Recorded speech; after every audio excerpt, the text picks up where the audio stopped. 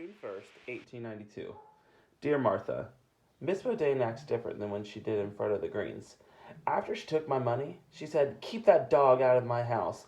I'll not have a dog in here. Do you understand?" All three of the kids have done something mean since I've been here. The oldest girl, Sissy, said, "Don't think you're sleeping with me. I bet you're stuck up with that pink dress."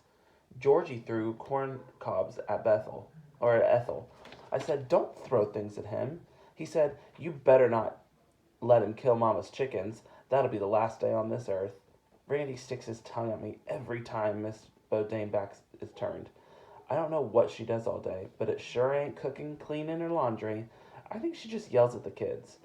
We ate beans and corn bread for supper. I said, "Where's Mr. Bodain?" Miss Bodain said that he had to do some deliveries in Ocala. He'll be back. After supper, she seemed a little friendlier. She said, "Teddy, come in here and tell me about your family. We need to get to know one another." When I sat down, she said, "You can call me Cousin Verna." She asked me lots of questions about Mama and Pap and our plans. I told her about Dylan, all of us having the fever and getting separated. She seemed interested in every detail. When I told her about taking the land deed out of the wagon, she said, "You're a smart girl. Who knows where that wagon would end up? Now the deed is safe with you." I felt proud of the fact that I had rescued the deed. I said, "I keep it in a pouch around my neck. When Mama and Pap come for me, we'll travel down to our land and start a new life." She said, "I'm glad you kept it safe. May I see it?" I said, "I guess." I unfolded the land deed and Verna studied it. She said, 40 acres of Florida farmland. Won't that be nice for your Pap?" After the kids went to bed, a man I'd never seen before rode up on a horse. Cousin Verna said, "Oh, let me tell Daniel you're here. He'll be so tickled." She ran out to meet him. I sat there wondering what he'd be like, hoping he would like me and I would like him. Daniel Bodain came in and shook my hand. He said, "Hello, Teddy. I'm your dad's cousin Daniel Bodain." He had long hair and piercing blue eyes. I noticed a long white scar ran from his eyebrow down to his ear. He didn't look anything like Pap, but he seemed nice enough. We talked for a while. Cousin Verna repeated lots of the details about our family, and I told her earlier. She said Grace and Dalton separated from Teddy, and she thinks that they'll come here. He said, "Teddy, I'm sure you're right. They'll show up sooner or later."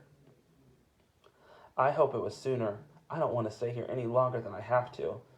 I slept on a pallet on the back porch. Ethelbert slept next to me. I was so tired, I fell asleep right away. But later that night, I had a nightmare. I dreamed Cousin Verna and Cousin Daniel were talking. She said, "The deed is made out to Dalton Bodain." He said, "So?" She said, "So? Dalton Bodain is probably dead." He said, "But what if he's not?" She said, "No one knows what Dalton Bodain looks like. If someone gets there first and hands in that land deed, that someone could become the owner of 40 acres of Florida farmland." I woke up sweating. Great buckets of butterbean. Thank goodness it was only a dream. Love, Teddy. June 2nd, 1892. Dear Martha, I woke up early and fed Ethel some leftover cornbread from last night's supper. I had saved my piece so Ethel could have it. I was pretty sure Cousin Verna wasn't going to feed a dog, so I hid it in the pocket of my apron. This morning, Ethel gobbled it up. I straightened up my pallet, swept the back porch with an old broom I found in the corner. I didn't feel like playing with the kids. I hated the thought that they were even my cousins. What would I do all day? I said, "Cousin Verna, I saw some blackberry bushes along the edges of the woods behind your house. Would you like for me to make you a bucket of a bucket of blackberries for you? My mama taught me how to make a real tasty blackberry cobbler, and I'd be happy to make one for y'all."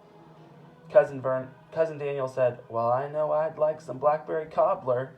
Cousin Verna said, "Well, it's nice to have someone who offers to help around here, Teddy. The blackberry bushes are full of briars. Why don't you change your clothes so you won't mess up that dress?" She gave me one of Sissy's old raggedy dresses. "You can change in the room. Lay your things across my bed so they'll stay nice." I changed into a dress and laid my clothes on her bed.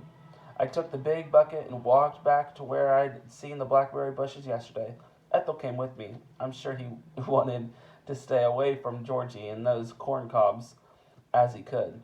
The bushes were filled with berries.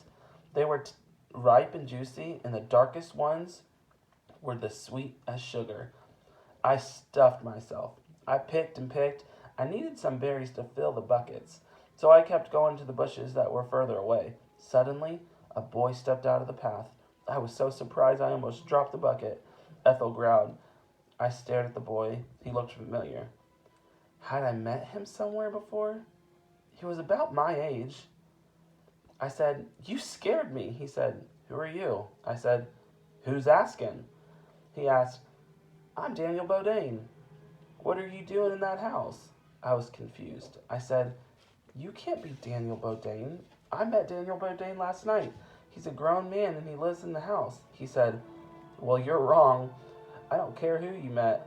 I said, "Liar, liar, pants on fire. Noses are long as telegraph wire." The boy said, "Who are you calling a liar? Daniel Bodain is my name, and Daniel Bodain was my pap, and that he's been dead for 6 months."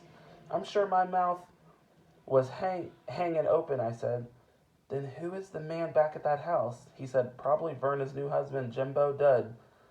She was my stepmother. I took to the woods a few days ago because I won't live there anymore.